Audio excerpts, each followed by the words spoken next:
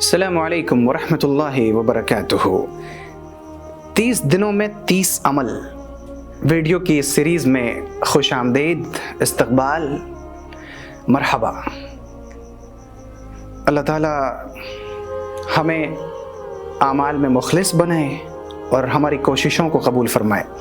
اس وقت عمل بتانے سے پہلے ایک سوال جو میں حل کرنا چاہتا ہوں وہ یہ کہ بہت سی بار آپ نے دیکھا ہوگا بہت سارے ایسے لوگ ہیں سالوں سے نماز پڑھتے ہیں، نمازی ہیں، 5 وقتہ نمازی ہیں، نماز بھی پڑھتے ہیں، دھوکہ بھی دیتے ہیں، نماز بھی پڑھتے ہیں، غیبت بھی کرتے ہیں، نماز بھی پڑھتے ہیں، چغلی بھی کرتے ہیں، نماز بھی پڑھتے ہیں، دوسروں کو تکلیف بھی پہنچاتے ہیں، نماز بھی پڑھتے ہیں، تجارت میں خرد برد بھی کرتے ہیں، نماز کے ساتھ ساتھ ساری برائیاں بھی چالو ہیں۔ ایسا کیوں؟ اللہ تعالیٰ قرآن میں تو فرماتا ہے ان الصلاۃ تنہی عن الفحشاء والمنکر، نماز انسان کو بے حیائی سے بھی روکتی ہے اور برائی سے بھی روکتی ہے۔ پھر وہ نماز کیسی ہے جو نماز نہ ہمیں بے حیائی سے روک رہی ہے نہ برائی سے روک رہی ہے؟ ایسا کیوں؟ اس کا جواب یہ ہے کہ سورۃ المومنون میں اللہ تعالیٰ نے فرمایا کہ نماز جو مومن کی معراج ہے اس کا حق یہ ہے کہ وہ خشوع کے ساتھ قائم کی جائے۔ والذین هم علی صلواتہم یحافظون، جو اپنے نمازوں کی حفاظت کر رہے ہیں۔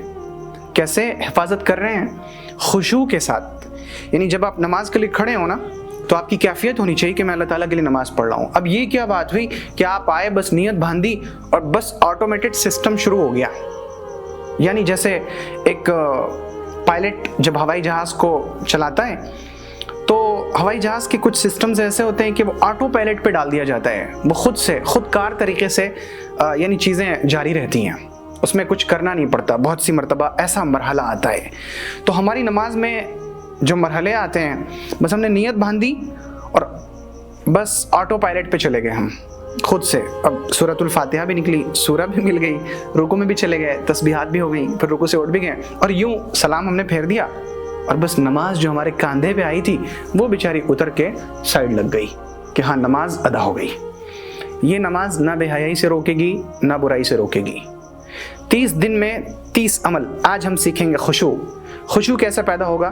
جب آپ نماز کے لیے ارادہ کریں، وضو کریں اچھی طرح، بسم اللہ پڑھ کے وضو شروع کریں، اور وضو کرنے کے بعد جو ہم نے ایک دن بات کی تھی کہ وضو کرنے کے بعد جو دعا ہے اشہد ان لا الہ الا اللہ واشہد ان محمد رسول اللہ یا واشہد ان محمدا عبدہ ورسولہ، دونوں منقول ہیں، اس کو پڑھیں گے۔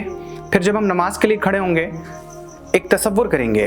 پیغمبر صلی اللہ علیہ وسلم نے فرمایا کہ جب تم نماز پڑھنا ایسی نماز پڑھنا گویا کہ وہ تمہاری زندگی کی آخری نماز ہو۔ بس ہم تصور کریں گے کہ اللہ میرے سامنے ہے، میں اللہ کو دیکھ رہا ہوں۔ پہلی چیز، دائیں طرف جنت ہے، اگر میری نماز اچھی ہوئی تو جنت میرا ٹھکانہ، نماز اچھی نہ ہوئی تو جہنم میں میرا ٹھکانہ۔ جنت میرے داہنی طرف ہے، جہنم میرے بائیں طرف ہے۔ پیچھے ملک الموت کھڑے ہیں اور کہہ رہے ہیں کہ بس تو یہ نماز کے لیے سلام پھیر اب، اور میں تیری روح لے کے اللہ کے پاس چلتا ہوں۔ اب آپ نیت باندھیں، اور جب آپ نے نیت باندھ لی اب جو کچھ آپ پڑھ رہے ہیں نا سورۃ الفاتحہ، اسے سمجھنے کی کوشش کریں۔ اچھا، آپ کا سوال یہ کہ سمجھیں گے کیسے؟